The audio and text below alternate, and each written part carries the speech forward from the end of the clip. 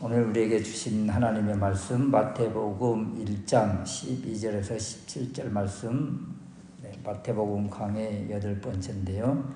스룹바벨이라는 제목으로 말씀을 드리려고 합니다. 바벨론으로 끌려간 다음부터 예수 그리스도의 탄생까지 족보를 3기로 나눌 때, 세 부분으로 나눌 때 마지막 부분, 세 번째 부분인데요. 세 번째 부분을 읽을 때 아는 사람이 나오잖아요. 스룹바벨. 스룹바벨을 제외하고는 대부분 생소한 이름들이라, 더군다나 이 시대를 보면 바벨론으로 끌려간 뒤에 이 바벨론 포로 시대인 것을 알 수가 있잖아요. 그리고 예수 그리스도께서 탄생할 때는 로마 시대니까, 이 바벨론 시대, 또 헬라 시대, 로마 시대, 이 캄캄한 암흑의 시대, 절망의 시대의 그 시대였구나. 그러니까 이 시대를 바라보면 얼마나 가슴이 먹먹합니까? 이스라엘 백성들, 유다 멸망을 당하고 소망 없이, 독립의 희망도 없이 비참한 고난과 고통과 환난과 핍박과 시련 속에 있던 시기가 바로 이 족보의 3기 시대죠. 그래서 이 시대를 바라보면 그런 생각이 들어요. 이 계곡에서 물이 흘러서 시냇물을 이루고, 또 시냇물과 시냇물이 또 만나서 강을 이루고 바다로 가는 이런 물줄기를 바라볼 때 물이 참 유유히 흐르는 것 같은데, 이 물들이 평안하게 이렇게 온 적이 있겠어요? 계곡에서부터 그냥 급류를 타고 내려오다가 그냥 날카로운 바위들도 만나고, 또 나무들도 만나고 가시들도 만나고, 그리고 오다가 이 큰 내리를 만났다고 해서 또 끝인가요? 그 밑에서도 계속 그냥 수많은 일들이 그 물 밑에서 일어나지 않습니까? 그래서 겉으로는 유유히 흐르는 것 같지만 그 안에 속을 보면 참 피멍이 들어있는 그런 모습처럼 보이지 않는가, 그런 생각이 들더라고요. 그래서 이 12절부터 이 17절까지 이 마지막 3기의 족보를 보면 그냥 우리가 제대로 아는 분 이름들도 없고, 그냥 이렇게 흘러 계대가 내려 이렇게 내려오는 것 같지만, 이 내면에 보면 바벨론 포로 시대, 또 헬라 그 비참한 시련과 환난과 핍박을 받았던 시대, 로마 시대, 환난의 시대, 이런 것들을 이 안에 이 안에 담겨 있는 거예요. 그러니까 여기에 기록되어 있는 한 사람 한 사람 우리가 알지 못한 사람들인데, 구약에도 소개가 되어 있지 않는 사람들, 이런 사람들 얼마나 고통과 압박 속에서 살다가 그 믿음의 계대, 또 믿음의 바톤을 탁탁 한 사람씩 또 내려주면서 지금 이렇게 마지막에 예수께서 탄생하시니라, 이 정점의 모습을 다 보여주지 않습니까? 그래서 예수 그리스도의 탄생을 알리는 마지막 이 부분까지 바라보면서 족보 마지막 3기가 우리에게 주는 메시지가 무엇일까? 첫 번째는 이런 것입니다. 절망적인 상황 속에서도 하나님의 계획, 하나님의 언약, 하나님의 이 시계는 계속 돌아간다는 거예요. 바벨론으로 끌려간 뒤에 하나님의 백성이 바벨론의 멸망을 당했다는 것이잖아요. 바벨론에 끌려갔다, 이 표현은 바벨론에 멸망당했다, 이런 거예요. 하나님께서 구원의 손길을 베풀어 주실 줄 알고 계속 기대하지만 하나님은 외면하시고 침묵하시는 것 같은 이런 상황이 계속되는 거예요. 이 멸망당할 때 언제 해요? 이 12절 말씀에 보면 바벨론으로 끌려간 뒤에 여고냐는 스알디엘을 낳고, 바벨론으로 끌려간 뒤에 이 끌려갈 때 얼마나 비참한 모습입니까? 이 여고냐 요야긴이 끌려가고, 바벨론 왕이 시드기야를 세우고 시드기야의 두 눈이 뽑히고 이 쇠사슬로 꽁꽁 묶어서 끌려가고, 그리고 비참한 죽음을 당하고, 이런 식이 아니에요. 하나님은 살아 계신가? 이런 참 답답한 시대, 말로 표현할 수 없는 치욕을 당하던 시대, 과거 조상들이 애굽에서 비참한 노예살이 할 때처럼 이 시대에 또 백성들이 바벨론에서 포로의 비참한 삶을 지금 살아가고 있는 이때, 하나님은 잠잠히 계시고 침묵하고 있는 이때, 이 모습을 지금 보여주고 있는 것입니다. 그런데 여기 12절 말씀에 바벨론으로 끌려간 뒤에 여고냐는, 이 여고냐 요야긴이 어떻게 됐는가? 열왕기하 25장 27절 말씀에 보니까 이런 말씀이 있습니다. 유다의 왕 요야긴이, 여기에 나와 있는 여고냐예요. 요야긴이 사로잡혀간 지 37년에 바벨론의 왕 에월무로닥이 즉위한 원년에 요야긴을 옥에서 내놓아, 그동안 옥의 감옥에 있었어요. 그런데 이제 옥에서 내놓아 그 머리를 들게 하고 그에게 좋게 말하고 그의 지위를 바벨론에 그와 함께 있는 모든 왕의 지위보다 높이고 그 죄수의 의복을 벗게 하고 그의 일평생에 항상 왕의 앞에서 양식을 먹게 하고, 바벨론으로 끌려간 요야긴 요고냐가 비참한 옥살이를 하고 있는 것 같았는데, 어느 날 이렇게 머리를 들게 하고 회복시켜 주시는 이런 모습을 보여주는 거예요.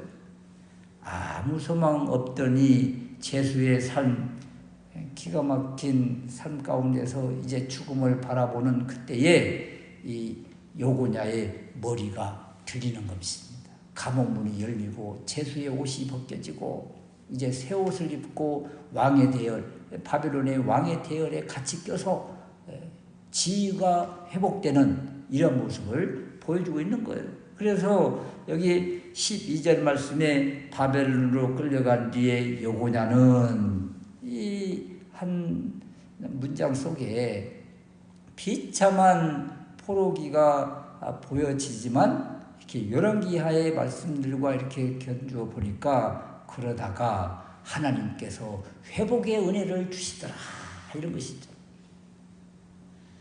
그리고 또 우리가 잘 아는 사람이 나오잖아요. 12절 후반절에 스알디엘은 스룹바벨을 낳고 스룹바벨은 아비웃을 낳고, 여기 스룹바벨이 등장을 합니다. 여기서도 이스라엘 백성들 바벨론에서 비참한 포로 생활을 하고 있는데 어느 날 갑자기 고레스 왕이 칙령을 내린 적이 있잖아요. 흩어져 있는 이스라엘 백성들아, 너희들에게 자유를 주노라. 고향으로 고국으로 가고 싶은 사람들은 가거라. 이때 이 모인 백성들을 이끌고 나온 사람이 스룹바벨이에요. 스룹바벨. 그 스룹바벨은 모세가 출애굽할 때 이스라엘 백성들을 이끌고 앞으로 나온 것처럼, 홍해바다를 가르고 나오는 것처럼, 광야를 거친 것처럼 이렇게 스룹바벨이 고국으로 성전을 향해서 나아가는 그 유다의 백성들을 이끌고 나가는 모세와 같이 이런 모습을 보여주고 있는 것입니다. 이런 것들이 바로 하나님은 잠잠히 계시지 않았다, 하나님 살아계신 분이시다, 이것을 보여주는 것입니다. 여호야긴이 머리가 들리고 이 스룹바벨이 앞서서 이 이스라엘 백성들이 이끌고 예루살렘으로 향하고 예루살렘에 들어가서 뭘 했어요? 성전을 회복했잖아요. 성전을 지었잖아요. 그 완전히 초토화돼서 불바다돼서 흔적도 없는 돌무더기밖에 없는 황무한 그 성전에 지대를 놓고 성전을 지었잖아요. 그래서 제2의 성전을 스룹바벨 성전이라 이렇게 부르지 않습니까? 그러니까 이 기가 막힌 절망의 상황 가운데 이렇게 중간중간에 하나님의 역사하심, 하나님의 함께하심이 여기에 다 기록되어 있는 거예요. 이들의 인생 가운데 말이죠. 그래서 아까 제가 물줄기가 유유히 흐르는 것 같은데 그 안에 밑에서는 그냥 차차한 여러 가지 문제들이 또 여러 가지 힘씀과 애씀이 있는 것을 느껴지는 것처럼 이 족보 안에 들어와 있는 이분들의 삶이 그런 삶이라. 그래서 이런 사람들을 바라보면서 우리에게 주시는 메시지가 무엇인가? 이렇게 캄캄하고 소망 없고 절망 가운데 있을지라도 하나님과의 믿음의 관계의 줄을 놓지 말아라. 하나님께서 주신 약속의 말씀, 언약 이것을 놓지 말아라. 그걸 붙잡고 계속 흔들면 하나님이 그 줄을 이렇게 팽팽하게 잡고 계시고 그냥 건져주실 때가 있다. 이것을 지금 이분들을 통해서 우리에게 주시는 메시지입니다. 그래서 하나님과의 관계의 줄, 이 관계의 끈을 놓으면 안 되겠구나. 아무리 힘들고 어려워도 하나님 보이지 않는 것 같지만 그래도 하나님의 약속은 우리 마음속에 있으니까 하나님의 말씀은 우리에게 주어졌으니까 이걸 붙잡고 흔들어야 되겠구나. 이것을 우리에게 지금 주고 계시는 거예요. 두 번째는 그리스도 우리 주님 예수님이 누구를 통하여 나오시는가 여기 표현이 나와요. 우리가 늘 신앙 고백하는 그 이름 알잖아요. 동정녀 마리아에게서 나으시고 이런 것입니다. 16절 말씀인데요. 야곱은 마리아의 남편 요셉을 낳았으니 마리아에게서 그리스도라고 하는 예수께서 탄생하시니라. 그런데 이 말씀 16절 말씀이 계속 누구는 누구를 낳고 누구는 누구를 낳고 이렇게 내려온 그 족보의 그 흐름을 완전히 그냥 바꿔버리는 거예요. 다르게 표현을 해요. 그래서 족보의 흐름이 완전히 지금 마리아를 통해서 바뀌어지는데 15절부터 보면 엘리웃은 엘르아사를 낳고 엘르아살은 맏단을 낳고 맏단은 야곱을 낳고 야곱은 요셉을 낳고 요셉은 그리스도라고 하는 예수를 낳으니라. 이렇게 해야 저 족보의 흐름상 맞거든요. 계속 그렇게 지금 기록을 하고 있잖아요. 그러니까 요셉은 그리스도 예수를 낳으니라. 이렇게 끝내야 이 족보의 흐름이 딱 맞아 떨어지는데 그렇게 표현을 하지 않았잖아요. 지금 어떻게 표현을 합니까? 요셉이 그리스도를 낳았다고 하지 않고 마리아에게서 그리스도라고 하는 예수께서 탄생하시니라. 마리아에게서 예수가 나셨다. 이 표현을 지금 하고 있는 거예요.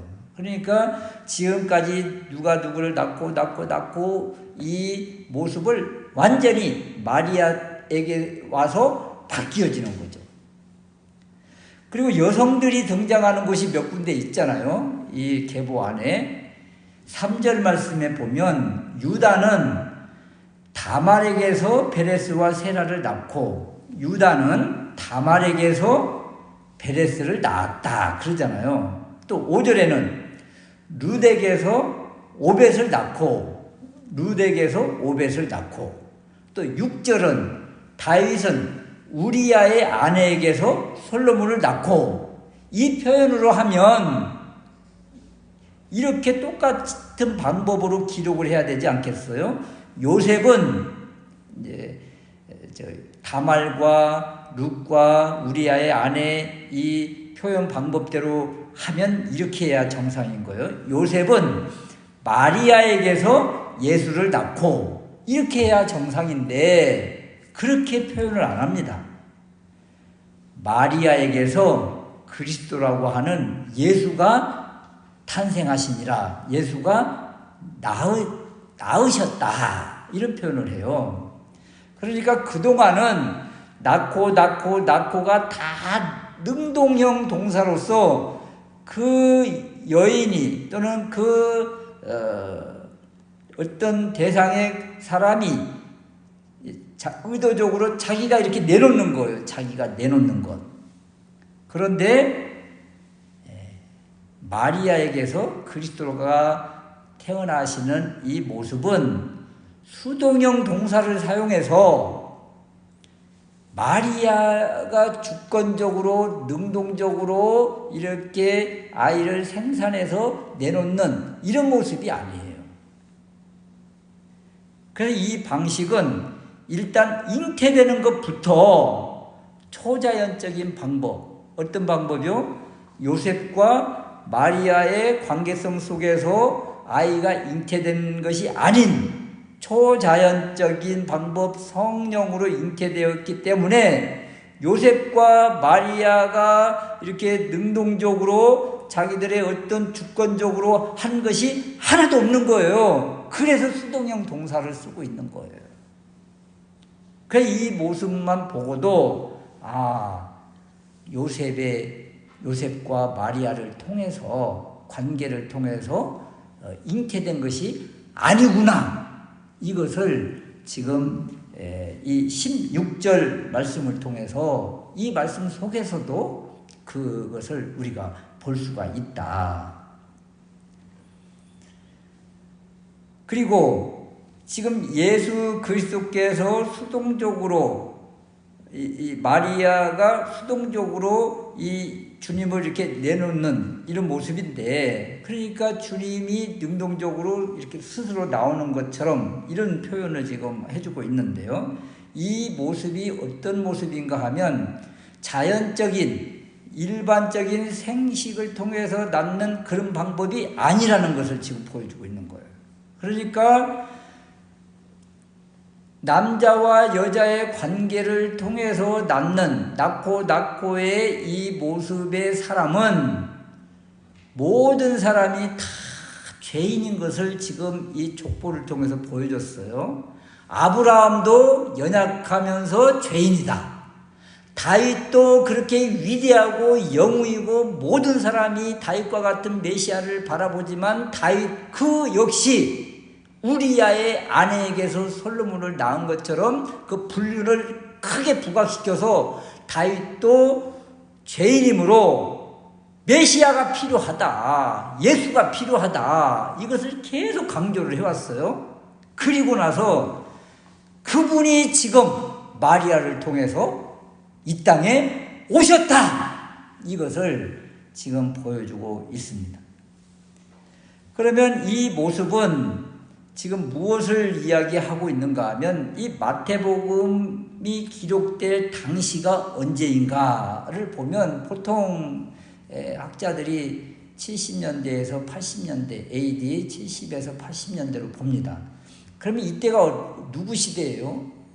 그 로마의 엄청난 대환란을, 대박해를 받던 시기입니다. 교회에서 엄청난 교인들이 핍박을 당하고, 사도들이 순교를 당하고, 베드로, 바울이 순교를 당하고, 이런 시대에 이 마태복음이 쓰여진 거예요. 그러면 그때 시대의 그리스도인들은 그냥 말할 수 없는 죽음의 공포 속에서 살고 있었는데, 이 족보를 바라보면 어떤 메시지가 그들에게 임하게 되는가?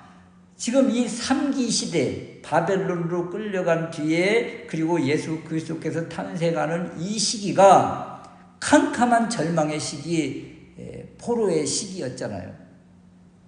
바벨론 시대, 헬라 시대 이런 뭐 기가 막힌 시대를 거쳐왔잖아요. 로마 시대까지.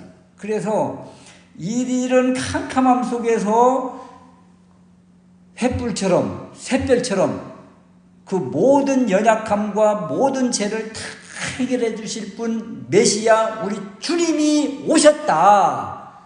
이것을 받는 즉시, 이것을 믿음으로 받는 즉시 어떤 일이 일어나는가? 그들이 살아 움직이는 것입니다. 그들이 다시 주님을 붙잡게 되는 것이죠. 그래서 성령님을 통해서 이 땅에 오신 우리 주님을 다시 부여잡고 이들이 어디로 뛰어들어가요? 불구덩이 속으로 들어가는 거예요. 순교를 자청하면서 나간 거예요.